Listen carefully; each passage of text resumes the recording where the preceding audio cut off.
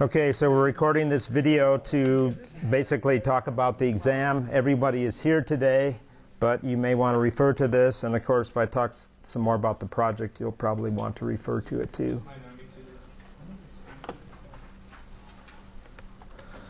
So this will be, because I just ran this, Chinche was in my office and I realized the time change. I was going to get the scan of the exam, which we can go over, and this bundled up in one PDF, and that will get posted. I just haven't done that yet. So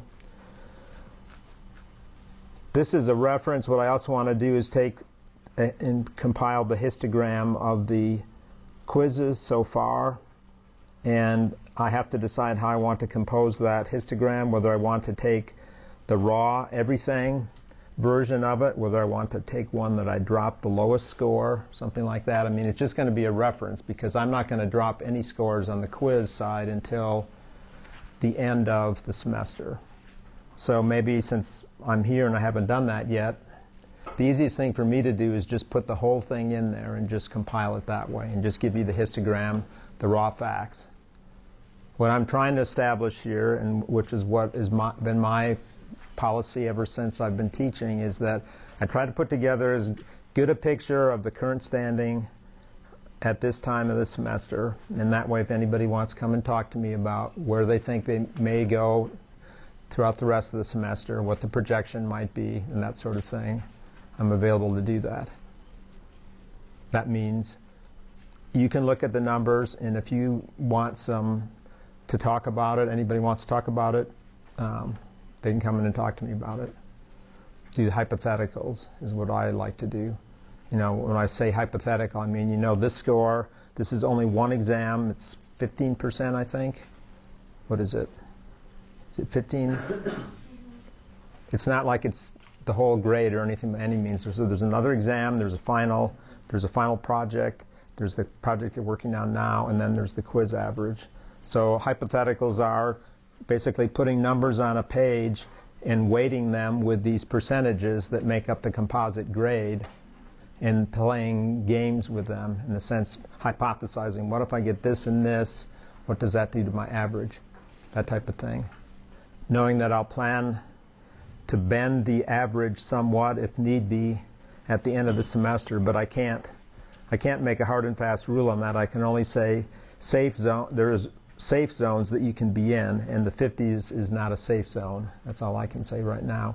But that's only this exam. I don't know how the other numbers are looking. So I could also form a composite histogram, but there's just not enough information right now. Perhaps what I will do, well, I can't even do that. Probably can do that actually. If the project can be graded, I can put that in and make a composite and talk about that after spring break. Perhaps. So the mean is 71. Looking at what I did last spring, this is about a 10-point shift from what I had last spring. It was about 81 from last spring. I don't know what happened exactly. Could be time. But there's a lot of good scores, and then, I mean, there's a hole in the middle. That's what's kind of strange looking to me. Well, it's lacking the middle. It's called bimodal distribution. It's got two peaks to it, or two clusters to it. I don't want to really dwell on analyzing this. This is in a statistics class, but it's interesting unto itself. But the thing is, what went wrong, or what didn't go right, is what I'd like to talk about some, and then move into other stuff.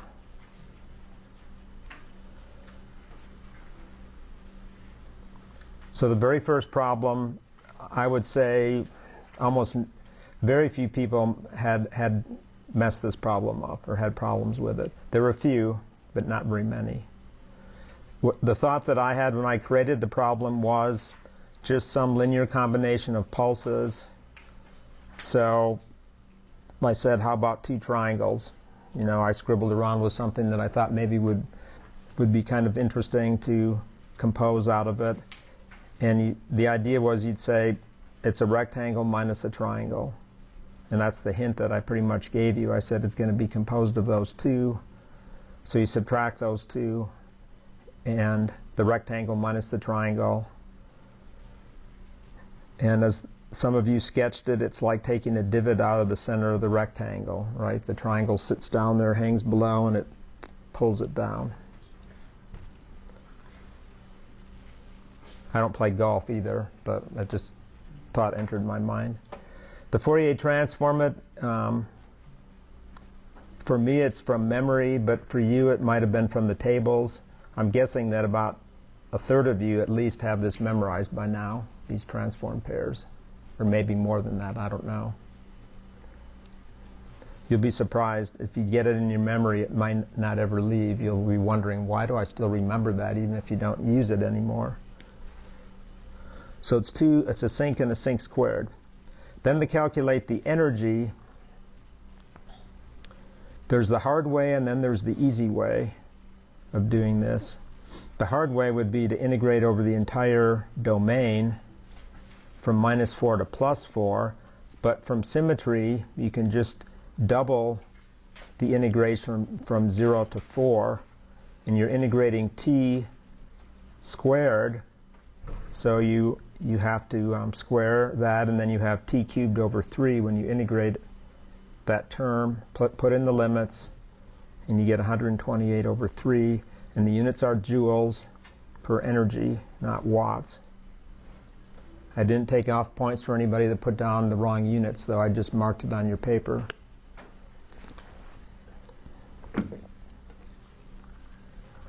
Then the next stage was to take this pulse shape and replicate it up and down the time axis at offsets of 50 seconds.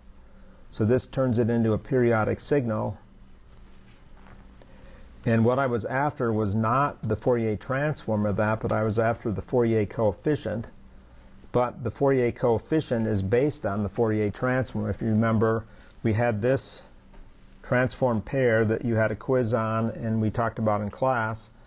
And then when we were looking at Fourier transforms in the limit, we also said, oh, if you take the Fourier series representation and Fourier transform both sides of a signal, you get that for the spectrum of a signal in terms of its Fourier series representation. So what I did one day in the notes, I know, is I said, look, those two things together have to then be equal to x of n. So that's all I was looking for, was the x of n. I didn't want the delta in there or anything. So it's just taking the p of f from part B and replacing f by n times f naught, which is n over 50, right? And making those substitutions.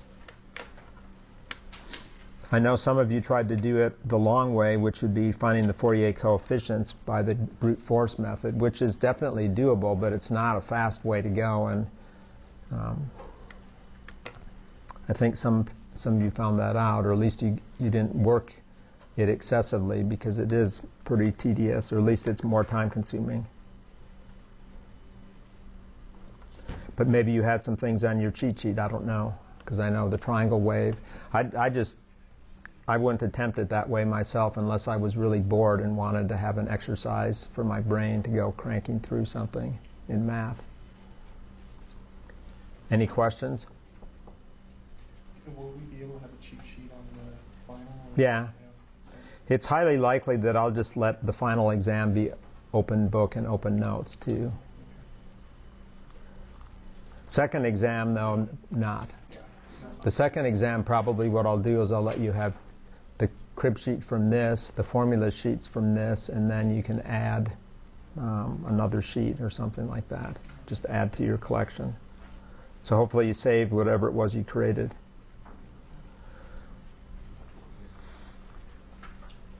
Okay, problem number 2. I wanted to have a convolution problem, so I said, let's make it easy. Let's involve delta functions and not have to really do the convolution, the tedious part of the convolution. But then I said, how about a train of impulses that just convolve through one at a time in that whole train of impulses? And that's, again, this was worked, I think, correctly probably by 60–70% of the people, I'm guessing. At least drew the right picture. So the spacing or the period is set by the 6n in seconds again. And so the delta function just replicates whatever it's passing through, in this case the impulse response. So it just replicates that triangle, and then when the delta gets moved, now we're relying on this property right over here. It can involve anything with the delta function. You get that anything back shifted by whatever the delta function is shifted by. In this case, it was multiples of 6. Now, how could I have made this not so friendly if I had wanted to? I mean, it could have been uglier, right? I could have had 6, say 3, and then there would have been some overlap. But superposition would actually allow that to work if you wanted, if you wanted to use superposition. There just wouldn't be any space between them, right? Yeah, and some people drew pictures like that because, well, for whatever reason, the picture came out looking that way, so there wasn't any space in between. I didn't want it to be that way. I wanted it to be a nice image. And then calculating the power, in this case, is most readily done recognizing that it's periodic. So you can find the average power of a periodic signal using this definition. And again, most everybody supplied that information. But then where you went from that point was not always to the correct answer. So I looked at this and I said, okay, I could modify the problem for the purposes of calculating the power, and the integral could be really easy. But if you want to go by the letter of the law, you'd have to pick a period to integrate over. So the easiest period to integrate over would be this fundamental period right in there, right? 0 to 6. So you have to normalize by the period, then you have to integrate from 0 to 4. That's the active region for the pulse. And then you need to have a mathematical description of the pulse, and that's a line. So you can stare at that, you can fiddle around with it. I mean, I always remember y is equal to mx plus b, just the equation for a line. And if my brain is really, really shot on something, I just say, okay, I have 2 equations and 2 unknowns to solve for the slope and the intercept point. But in this case, it's not that difficult, and I think a lot of people got that right.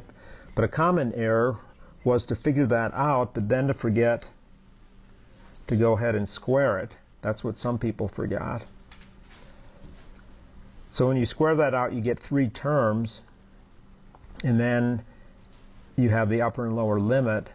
It comes out to 2/9.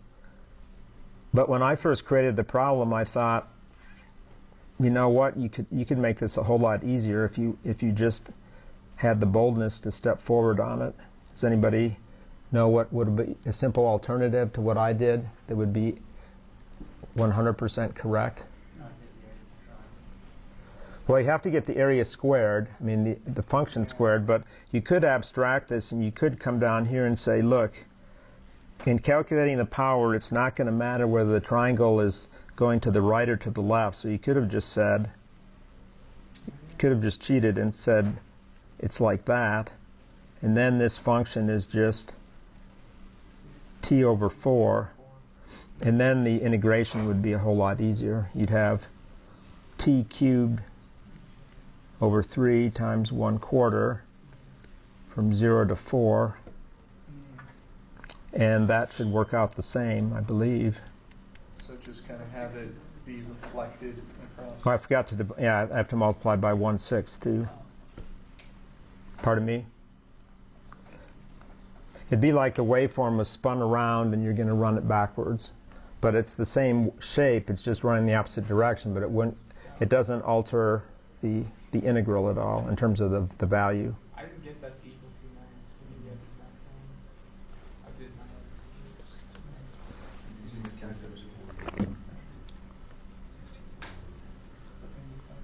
Now, some of you probably have a calculator that you could just plug that into and let it integrate. Did anybody do that? Like it's 16. Did anybody do an integral on their calculator? Okay. I had to check. Okay. Realized I did it. Went back and figured out. Yeah, that's doesn't equal the same. Yeah, that doesn't You work. got point. It should equal the same, unless I set it up wrong.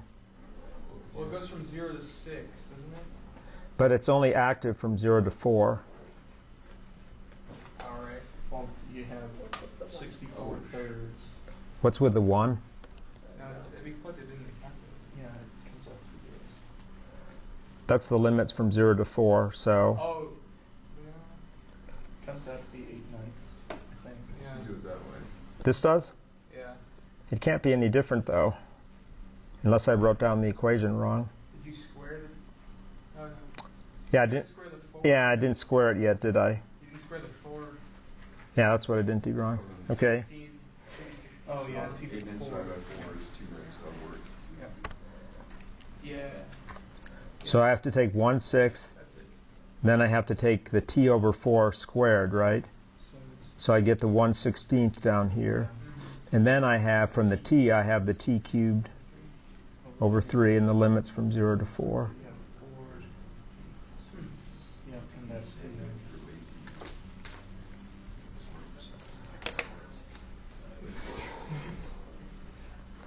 Okay, and the last problem on this page was just working with sinc functions and rectangles, and I got the feeling that you've seen this problem, some of you have seen this problem before in 3205, Yeah. because it just seemed like it popped off the page for many people almost immediately. It showed some familiarity. Other people maybe didn't remember it from then, or just were working from the base knowledge from this class and came very close, but then sort of got stuck because some of you wrote down the time domain approach and saw it was the convolution of two sinks, and that just was nowhere to go. And then you write down the frequency domain version, but then sort of stopped. I mean, we'd write down something like this and then say you're going to multiply that. When those two rectangles multiply together, the narrow width rectangle dominates, and it sets the rectangle in the spectrum at the output, and the 1/2 carries through, and then you just inverse Fourier transform that back again. And this same idea was kind of utilized in one of the old exam questions, except it was a little bit different variation. It was finding the energy in the pulse rather than finding the time domain and having the inverse Fourier transform. But in that problem, you still had to multiply the functions together in the frequency domain.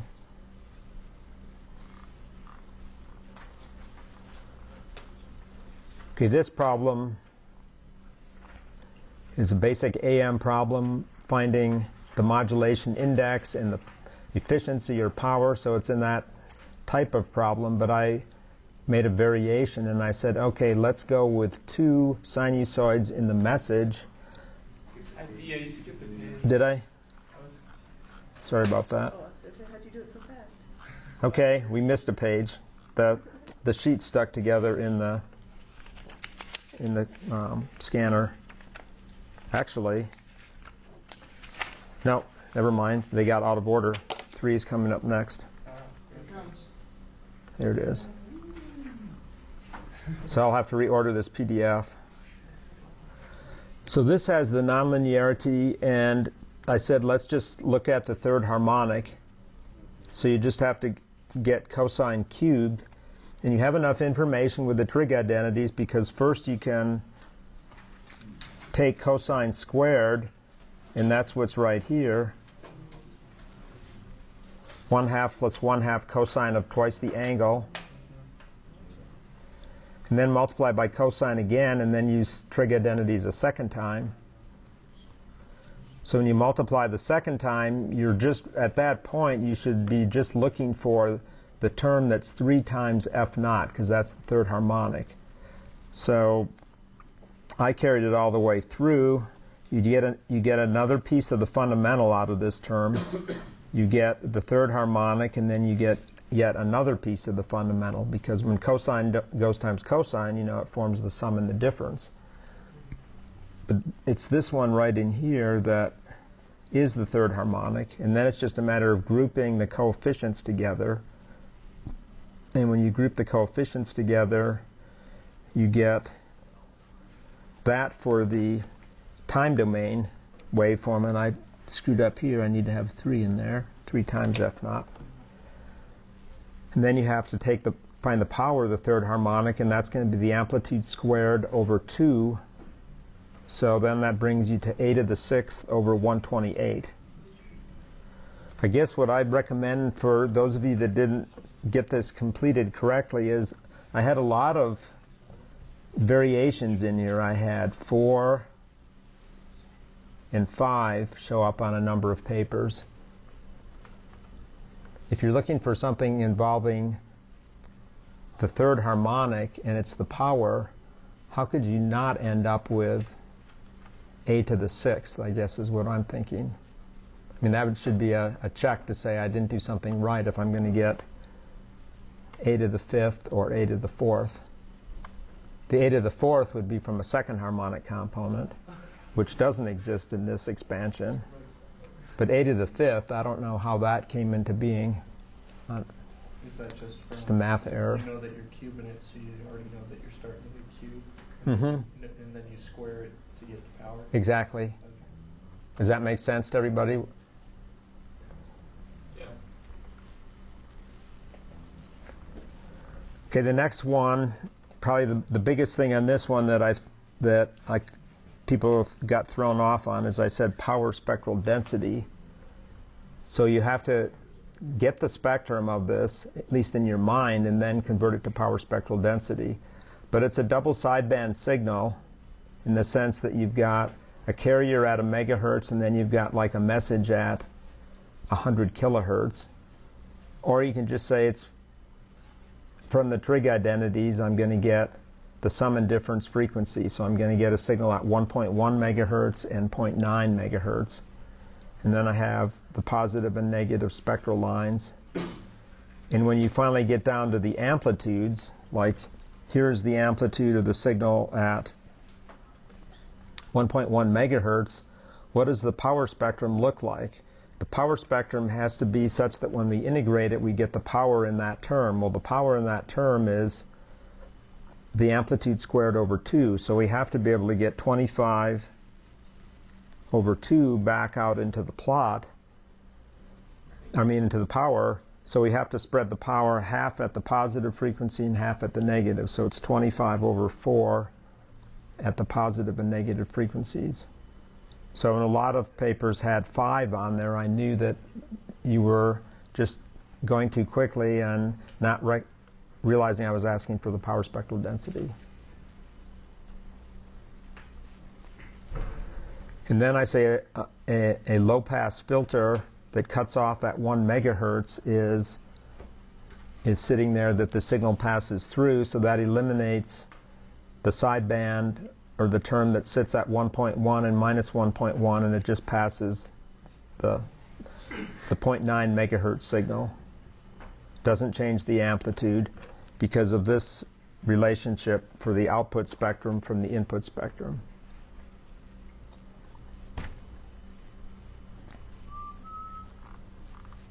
Now we need to go back to 4.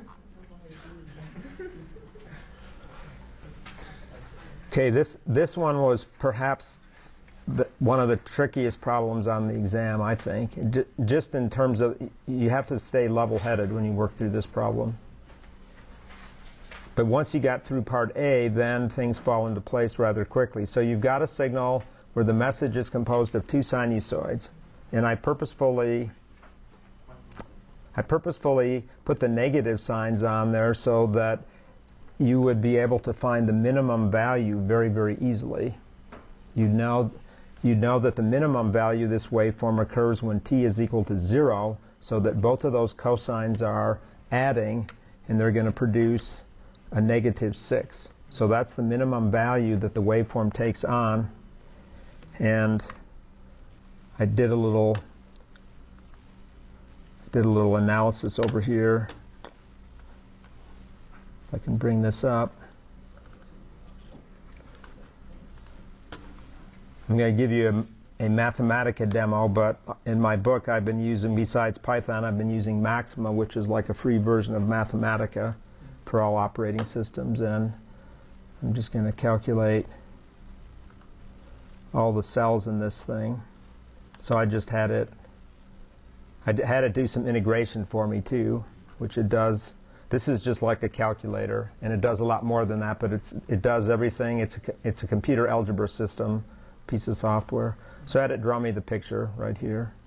And you can see when I normalize it by 6, sure enough, the values are right at -1, and then it doesn't swing up as high on the positive side, just by nature of the way the waveform was chosen.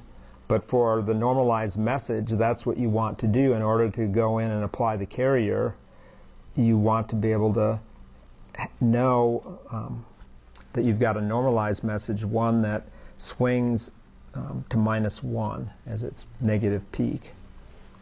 And that allows you to properly calculate the modulation index.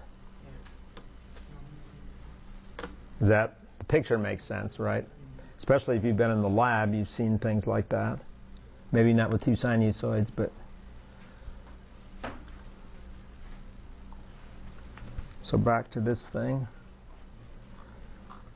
So you had to divide by 6 to get the normalized message to hang out at -1. And then when you come back into the standard form, you have to do some factoring. So when you go back to the original equation, even if you don't work part A correctly at all, you still have to work part B, you still need to do some factoring. So in this particular case, I worked with the normalized message, but I wrote inside of here that I know that 6 times the normalized message takes me back to m of t again. And then I factor the 10 outside. So I factor the 10 outside here. So I have 50 sitting out there. And then I have to divide, I have to put a 1/10 in this term. So I have to put in, I'm going to have 6 over 10 sitting in there when I get done with that.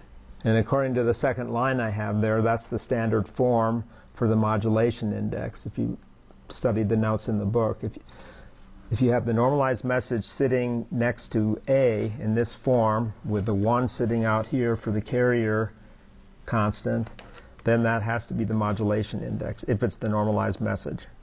In other words, a signal that takes on a negative peak of -1. So that gives 3/5 or 0.6. Now there are other, if you made mistakes in the normalization, there's other valid answers, but that's the intended answer, and that's what the waveform plot that I showed you from the software represents too. So by your hint, you just made that you like that. Pardon me? There you need to do some factoring. That's what the hint was all about. But is it always obvious? I didn't know if I was factoring, but I got it. I did that because I can remember a long time ago, and when I taught 2610, because there's a little section in there on amplitude modulation, and I either gave it on a quiz or something, and people stumbled with it in that class, and I thought, I'll just be kind and throw out some reminder that you need to do some factoring. You really can't do anything unless you get that 1 sitting out in front, and then you know what's left over is the message component, and the modulation index scales it. A number of people, though, thought that there would be 2 modulation indices, 1 for each part of the signal, but that's not the way AM works. It's the composite signal, and it's that negative peak value that controls everything. So when you put that together to get the power in the sidebands, you can find this average value, or what I did was I just looked in the notes, and a lot of you I think had this on your crib sheet or something because this showed up on a lot of papers, that I just need to take A squared AC squared divided by 2 and then find the average value of the message, normalized message squared. That's one way of getting it. Another way of getting it, which people were successful at, was to just plot the spectrum out, the power spectral density, and just see that you've got these sidebands and add up all the power in the sidebands directly from the power spectrum, which That's a good way to go too. But here, what it boils down to, if this is the normalized message in here, I mean, that's the power from it. You just take the peak value of each of the normalized sinusoids, which was 1/3 and 2/3, and the powers add because they're not at the same frequency. So I just take 1/3 squared over 2. That's the power in the first sinusoid, and then 2/3 squared over 2 is the power in the second sinusoid. Okay. And it all works out to 125 watts. But because some of you did it using the power spectrum, I worked it that way, and I got the exact same answer. What where did that 3/5 squared come from? The 3/5 squared, Yeah, because I thought it was supposed to be 80 squared or 6/10 squared. yeah, 6/10. Oh, never mind. That's 3/5 squared. Don't worry about it. Everybody does it differently. I mean, I had to look at a lot of different variations that were all the same. It's reducing fractions. Yeah, It's fine, Yeah. that's all. I just didn't notice the reducing fractions. Yeah. I had 225 over here. Some of you had, I mean, how did I get the 225? Well, what I did was I pulled that out over into here, and that's how I got the 225.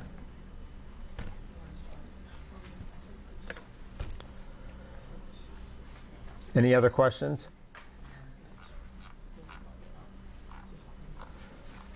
Okay, the last page was double sideband with a single pulse being the message.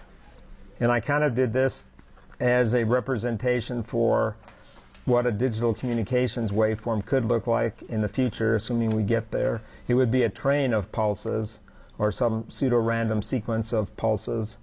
But here it's just a single pulse. And it's the same idea applies though. So you have a sync function spectrum from that, and you just use the modulation theorem. So the sync function spectrum shifts up in frequency and shifts down in frequency.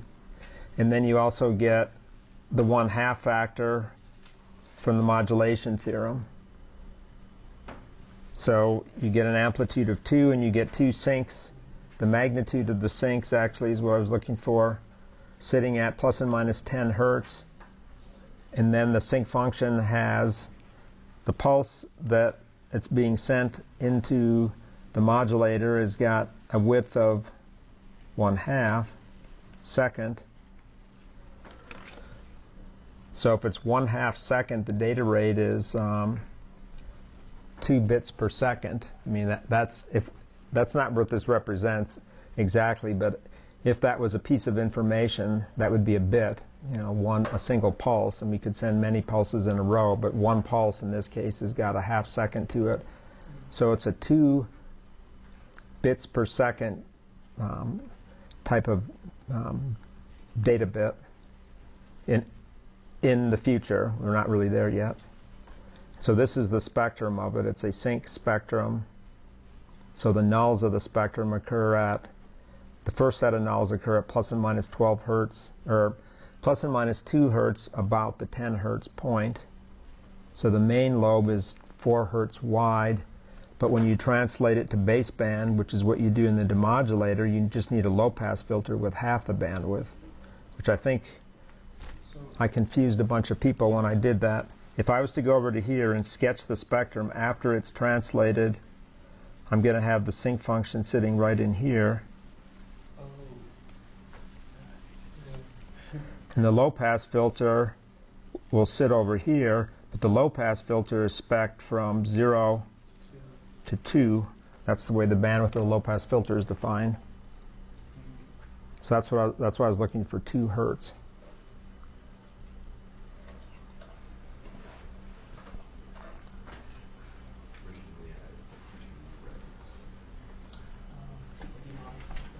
The last problem was just sort of, harkening back to single sideband, but just as we progressed towards single sideband, we talked about the analytic signal, and then the spectrum of a variation on the analytic signal occurred in some of the homeworks, occurred in, I think, one of the quiz problems too, or practice quiz.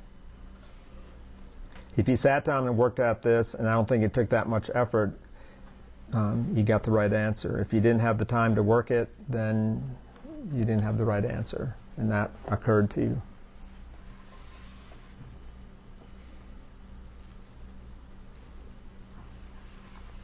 Moving on, I'm going to talk about the project for a little bit right now. Before I get into the actual project per se, I want to go back to something that we were talking about last time. And is it Mike Soper, or is that your first name? Yes. Okay, I'm not sure I remember. He came into my office with a question, not really a question on this, but then I was ready to explain to him some other things that were not so obvious about the demodulator. Remember, I've said in the demodulation process, you need to have a bandpass filter that you put in your demodulator. I went through it with Mike, and he, I think, understands it now. Has anybody else really walked through that to see how essential that is? Does it like fold the spectrum in and of itself? And if you don't do it. Yeah, and I'm going to give you a little demonstration here in Mathematica. That's exactly what happens. It's not the signal you're after that folds, it's one of the adjacent signals that folds. So, Okay. Right, that's what I was thinking. Like the higher one? well, Is it the lower one? I'm going to show you.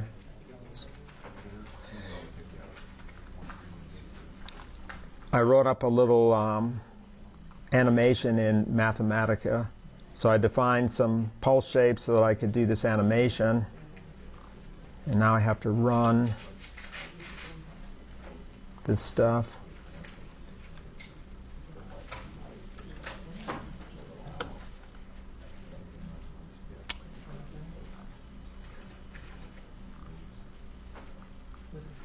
So basically, I created a spectrum that looks very much like what we have in the project. I put them at 20, 22, and 24 kilohertz. And I set the nominal sampling rate at 96 kilohertz, although that doesn't really matter here. And then I put some sliders in here so that we can see what's going on. So the green one, suppose that's the one we want to demodulate. Right now I don't have any carrier frequency in my demodulator, but suppose I bring the coherent demodulator carrier frequency up from 0. We know that from discussing frequency translation last week, I'm going to be able to take the green spectrum and move it, right? So when I multiply by the cosine, I'm going to take this copy of the green spectrum, and I'm going to do what with it?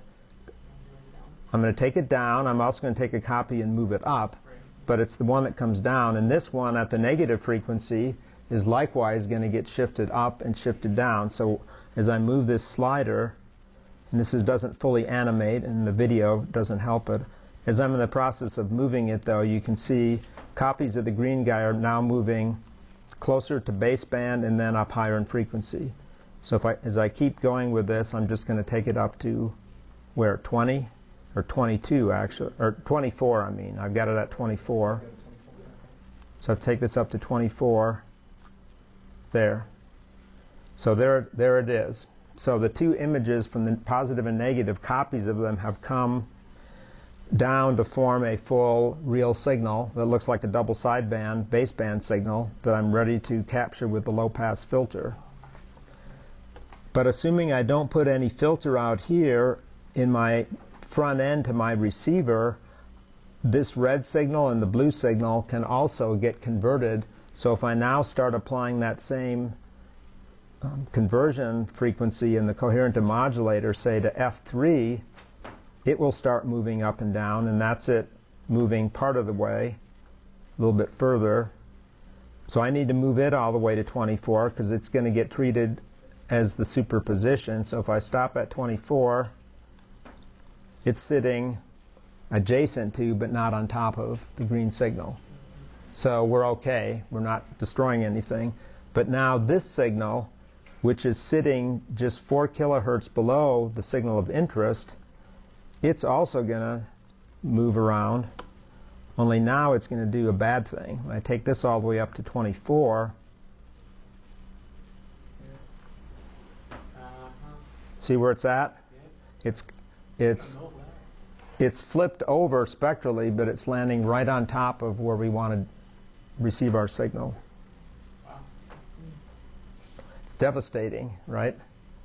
If you were, if you, well, We should try that in a while. See what it sounds like. well, it'll sound very interesting. If you were to do superposition, in other words, go to demodulate channel 2, but instead only send in channel 1, so it's clear, and then set your demodulation oscillator for channel 2, but only send in 1 by commenting your code and stuff. The spectrum would be inverted. It would be spun around. So the high frequencies would be the low frequencies, and the low would be high. So it's the speech would be scrambled. It's pretty unintelligible. I've done experiments like this in real-time DSP, and it's kind of interesting. It's totally scrambled, but it's very powerful. It's not attenuated at all. So what you have to be able to do is you have to be able to go up here and make sure that only this signal passes through. And with this tight spacing, it's very hard to get get perfect selectivity. If you were to separate the signals out a little bit, then it would be easier to do that. Here I've got them set at 20, 24, and 28, but if I was to go in here and mess with this slightly and put this, say, at 25, put this at, this is cheating slightly, but put it at 28, 29, 30 is what I'd have to do. And then this is the other copy of it. This is just the way I wrote the software. Now there's a little bit of gap in there. And now as I move these around, particularly this one, there's more of a gap in there, but there's still no protection for this. Well, you can still hear the blue signal with you. If you go through the downsampler, it cuts off at 4 kilohertz, so it eliminates that.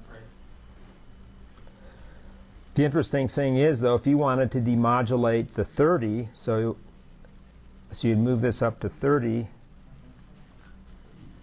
and then move this up to 30, move this up to 30. And now the red signal, the low one, is not the problem, but the one that's right next to the third signal, which is number 2, is behaving the exact same way. And it's really unavoidable because that's the nature of the single sideband process. Normally, if we wanted to demodulate a signal, this is upper signal sideband, but our coherent demodulator works for double sideband, and it expects that sitting right over here, in this region where my mouse is moving, is the lower sideband of the signal of interest. But instead, we have an entirely different signal put in there. So we're just getting it kind of by accident. It's because of the way the frequency translation works. And it's because we're trying to be efficient in our use of the spectrum. We're trying to pack it tighter, and we're getting burned basically by trying to be spectrally efficient. It's true just about anything and everything in engineering. There's no free lunch anywhere. You can make this work, but you have to work harder with more filters to do that. And this is what we've been doing as wireless has expanded. We keep trying to get more bandwidth, more bits per second per hertz of bandwidth, because everybody's data hungry right now with a wireless device. Voice doesn't matter hardly at all anymore. It's the data that matters. Question? So you're saying to do a bandpass and then translate it? Yes. Yeah. Because the crime is committed, I call it the crime. You don't have to call it the crime, but the crime is committed right here if we don't do something about it. In other words, to separate out in the receiver front end to allow only this signal of interest to come in and not allow any of the adjacent signals to come in. Because as soon as you start translating, then you're already, or down converting, whatever you want to call it, with the demodulator, you're already beyond the point of no return. You can't eliminate the signal anymore. I mean, in an ideal case, we could get it Yeah, So is there a way to just remove, because there's going to be some, the skirts of the filter are not brick walls like that. They're slightly slanted. yeah, so you're going to get information from the other two Mhm. signals, and is there any way to get rid of that, or do you? A guard band. That's what, I think I talked about that in the assignment, having a guard band to separate slightly. It's still there, but it's a lot less, I think. It is a lot less when you do the performance analysis that way. And guard bands are put in real systems too when you have Doppler and things involved too, because there's slightly shifting or there might be drifting of the oscillators because of temperature instability. But this is a coherent system, so we know the frequency exactly, and the Doppler wouldn't be a problem. We'd be able to track it out. But if it was a satellite system and some other signals coming up into the satellite were coming through relays, I guess, because I have to think how they'd have different Dopplers going through a relay satellite. It'd have to be coming from another satellite. The Dopplers would all be the same, but there's scenarios where the Dopplers might be different. So one signal could slide over into the band of another signal just because the Doppler was uncorrected. The two Dopplers were different because the platforms weren't moving at the same velocity. What I'm getting at is if you have a relay satellite like the TDRS constellation, and you've got another satellite in non-geostationary that's temporarily beaming into the TDRSS satellite, and then another one is beaming in too. They could be having different Dopplers because they're in different types of orbits.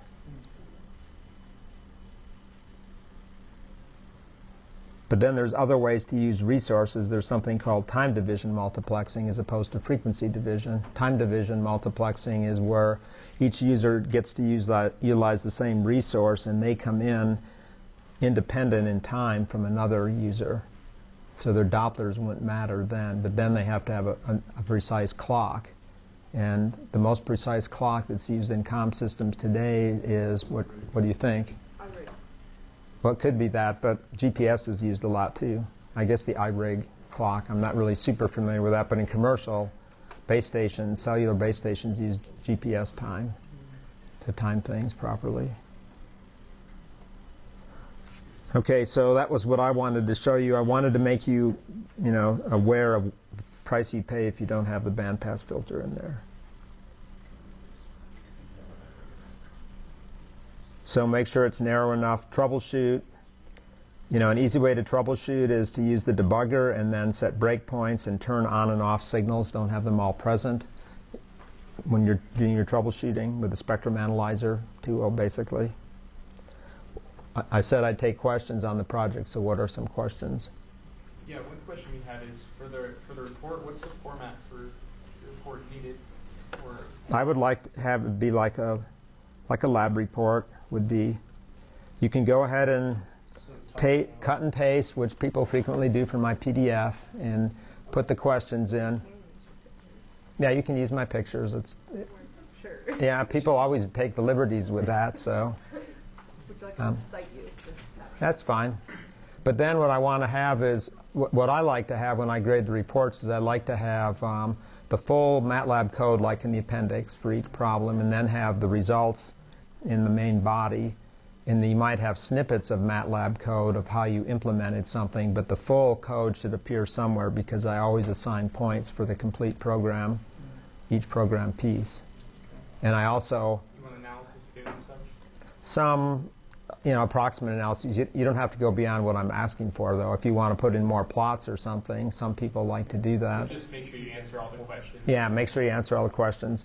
If you've got something that's not working well enough, make sure you show results of what you've got working. You're going to send me the file so I can listen to them, but looking at your code is really important. So don't, besides the fact that it's worth points, don't not include it, because if you've got garbagey results and you don't let me see your code, I don't know where you generated those from. If I see your code, I can speculate very easily then as to what went wrong. So we don't need to do like a background, like we have an intro, but we don't need to talk about background of this is... You can paraphrase from what I already wrote, whatever you'd like to do if you want to do that sort of thing. Related to that, could you work through the math of like why this all works in the notes? Usually, I guess what I'm asking is, do you want us to work through the math in the lab report as just assume that since it's part of in the lab body itself and in the lecture that we're just focused on. I would like to have it be readable, not make it look exactly like a homework assignment where you just say, here's the answers.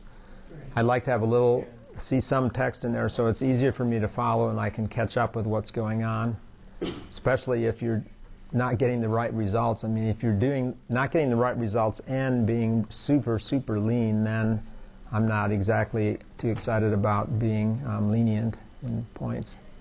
I'd like to be able to follow it, but there's minimalists and maximalists out there. I'm sure there's both types out there right now. Another thing I'll just mention that is a common error that I think you need to be watching out for when you are working in the modulator, for example, or even in the demodulator, but there it's not really too much of an issue, but it's still, you have to watch out for it. You have time index n, and I know we talked about this last week. You have to make sure that the time index n at the 8 kilosample rate is unique from the one when you upsample the 96,000.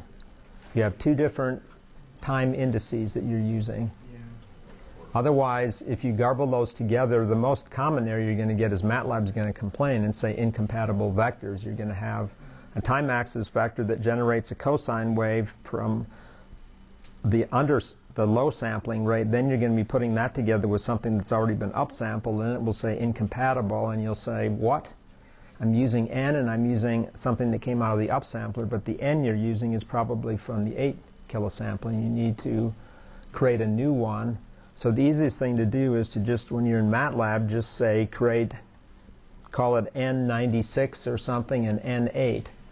So N8 can be the one created from the 8K, and then N96, or however you want to notate it. And you want to do it to like the length, like do it in 0 to length of that vector minus 1 or something like that is good. From 1 to, Yeah. it doesn't really. All it does is change the phase of the signal slightly, Because it's, okay. as long as you're consistent. Okay.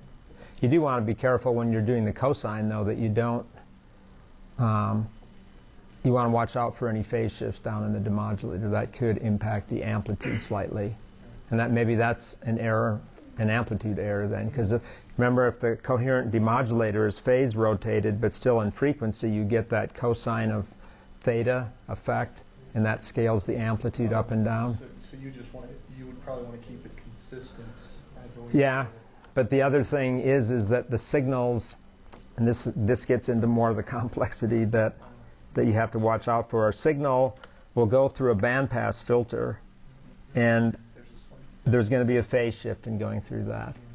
And then you pick up some more phase shift when you go, there's a bandpass filter in here too, right? So you have bandpass 1, bandpass 2 again. The narrower bandpass filter is going to even have more phase shift in it. So it's going to rotate the carrier phase just slightly. And in my solution, I haven't compensated for it, but if you put in a really high order filter, you might get even more phase shift, enough phase shift to the point that the coherent demodulator is going to need to have a phase shift put into it. And how do you do that? You have to search for it. I mean, I haven't given you any other ways of locking, phase tracking it or anything. You could just try some different values and see if the amplitude goes up or down, like add in pi over 2, or not pi over 2, but pi over 10 or something, and minus pi over 10, just rotate it, kind of dial it back and forth and see if the amplitude goes up and down slightly, if you're worried about that. Does that make sense? It's hard to make something perfect because it's kind of real. So when it's kind of real, it's not really perfect anymore. It's what you can build. It's not, theoretically exact anymore. Any other questions? Just what waveforms did you want to have sent to the zip folder, or Just the ones like that wave files? The ones I asked for, I think. Yeah, Is that it that's just it? the Yeah, that's it. just the X1? I don't want to listen to a whole lot of extra stuff, Okay. but I do want to be able to listen to it, though. So just when you send all 3 through, and then what each one sounds like, I don't remember exactly what I asked for. It's what I asked for, though, is what I want. whatever's in there. Don't get carried away and give me more than what I need, because I'm going to ignore it, because it's time consuming to do all this stuff. Sweet. And then do we print off report, or do we email it? I would like to have it in paper form because I may have my grader help me with this too. I don't really know yet. Yeah. Haven't decided. So as long as we give for the report, the handed out one, that's due before Friday, or is it Friday? No, I'd like to have it Friday at noon. Oh, at noon. Okay. Yeah.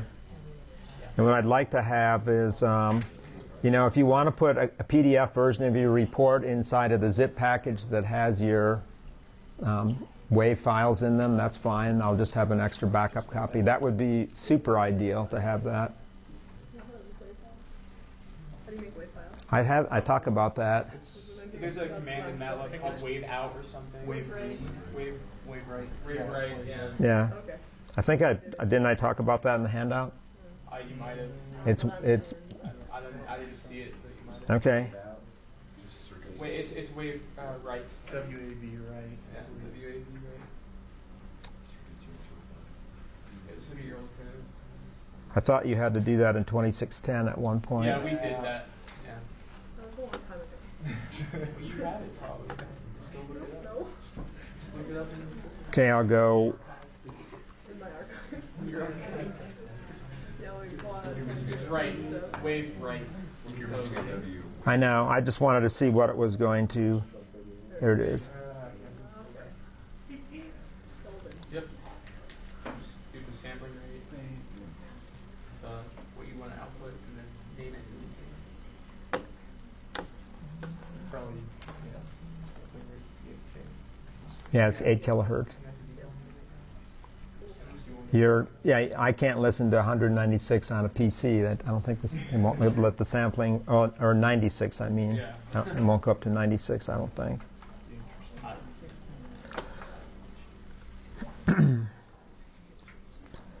Okay, now let's see. I'm going to talk about the quiz before I get into FM2, so we know what we're going to do with the quiz. So we're having a quiz this week? Yeah, I wanted to have a simple quiz on Thursday. Oh yeah, and then material we haven't. So let's see, what were the homework problems? Basically, I'll just look at, without even bringing up the homework problems, I think I can figure this stuff out pretty good.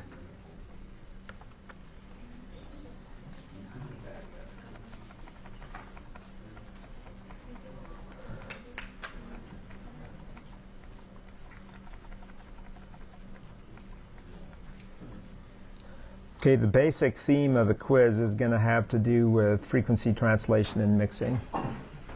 So it could be a super heterodyne receiver where I just ask you to pick some local oscillator frequencies in order to receive a station. And then I can also say what are the potential image frequencies that would go along with this.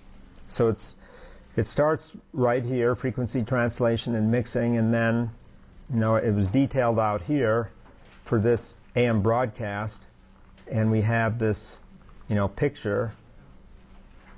So I could give you a picture like this and say, you want to receive this station, and then I could have you sketch more things in on it. There's a bunch of variations on this problem, but it all revolves around translating a signal to an IF frequency and looking at images. Remember, there's two choices always when you're going to do translation. You can do the high side or the low side.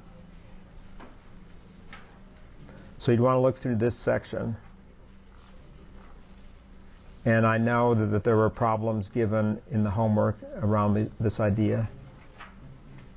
We talked about this last week. This was also the hardware that I passed around that those of you in the lab have already worked with. Did you receive the 162.475 okay? It's not a real strong signal. Well, for the narrowband? Yeah, the narrowband. Yeah, we have the narrowband because Les was sick, and so he didn't get the boards in for this. Okay. Yeah, I talked to him just before class. He didn't seem sick right now, but. Well, he's better now. He was sick over the weekend. Okay. At least that's what he said. So he pushed the lab 1 week. Okay. The follow-on labs with the wireless stuff that I haven't put together yet with the XB radios. I don't know when that's going to happen because things are still taking too much time with the book for me. The book. When does the first week of June. Okay. The website's already built. I showed you the website, my side of the website. Yeah, Ryan. They're not. We should go. What is the Is there a website? sign? Well, there's going to be a website at dummies.com is going to have something, but I've had to build a website to keep my code base on it, and it's already up. It's not completed yet, but it's partially, it's underway. I don't know if the browser will come up here because I'm doing the video. I'll show it to you sometime though. There it is. It's in hiding though right now. Yeah, it's just SSD, Signals and Systems for Dummies. Okay, that's very innovative. Okay. But I don't know if it caught it or not. And there it is. This is where you'll be linking to from the book. And so there's a Python section, and there's online documentation that I had to learn how to create in Sphinx. So there's this complete doc stuff and a whole index of all the functions that I wrote to go with the book. So if you ever want to document stuff, Sphinx is the way to go, but it's one of these open source tools that you have to learn about.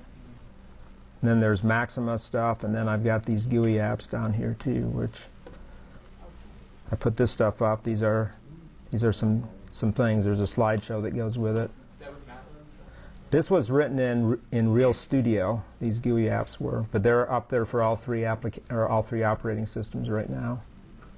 So stuff that I've got a video that shows how to use them. That's all that stuff's going to be free. I mean, the book is part of it, and then there's the free stuff that hopefully makes the book sales go up. That's what I'm hoping for, because I spent so much time on it. They're ripping out 3 chapters on me right now. All of my applications and case study chapters on DSP, communications and control. I decided those have to go now too, and those will be linked. Those will be linked, though they'll be just free downloadable PDFs. It's weird. I thought I'd never see the day where too much hard work would get thrown in the trash can, so to speak. But did I tell you the story why the books are, why they limit the page count on these books has to do with logistics.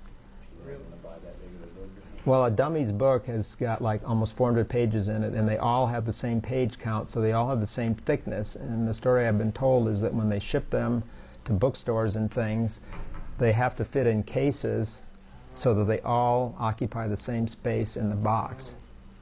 Does that make sense? I was shaking my head like, okay, I guess I can believe that, because I thought, why can't the book be longer? And they're constantly been making, ripping stuff out, which I thought was kind of crazy. But engineers, we don't think about things like that.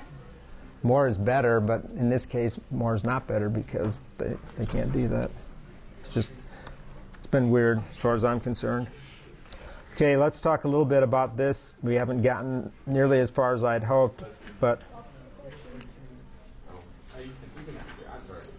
For the frequency translation mixer, right. could you use that for auto tuning? You know anything about auto tuning? Like In it- voice in- auto-tuning? Yeah. Now, Okay. there was a senior design project last semester, remember? Yeah. The team that didn't do very well? Try to keep the harmonic integrity or whatever. Yeah, and that destroys the harmonic integrity because it doesn't flow with the octave structure that's present in real music. Because it picks up the whole spectrum and moves it over, and it destroys the harmonic spectrum. It works, but it sounds wonky, is all I can say. And that team, I think, tried to explain that with the saxophone sound, didn't they? Last semester. I think I was too busy singing. Those of you that are not in senior design, yeah, there was a senior design team that was looking at pitch shifting for speech and music. And you have to do it more formally than with just direct frequency translating. And that's how they can make American Idol singers sound perfect. They don't sound right. Well, I'm just saying that as an example. That's how anybody that doesn't sing in perfect pitch can be made. Yeah. This is what people have told me. They can tweak in a recorded voice. In live voice, you can't do that. But if you've done a studio recording, you can process it. So you're claiming you don't sing live either? Well, on that show, I guess they do, but you know, I'm just saying that when you become a recording star, you could have a bad day or something, and they could fix it later. Okay, angle modulation. We'll spend about 0 minutes on it. We're going to be focusing on what, you know, the main focus that we'll get into on Thursday will be that guy right there, what we're going to do with phi. So that's where all the information is going to be contained in the phase and the frequency. And then we'll get off into phase-locked loops, because phase-locked loops, that's what they do. They track phi. So we can use a phase-locked loop demodulator to demodulate an angle-modulated signal as one type of demodulator. Should there be a message signal though? Yeah, the message is inside of phi. And this is exactly, yeah. Oh, okay. That's why I was confused. Yeah. Okay. We'll get into that, though. A VCO, do you still build a VCO in electronics lab? Huh? Do you build a VCO, a voltage-controlled oscillator, in electronics lab? Yeah, it was the Weinbridge. I don't know. I'm not sure if that was the same. I don't think that was voltage control. If you do, that's a simple FM modulator, is a voltage-controlled oscillator. Self-oscillating. Yeah. The Weinbridge. Yeah, Weinbridge is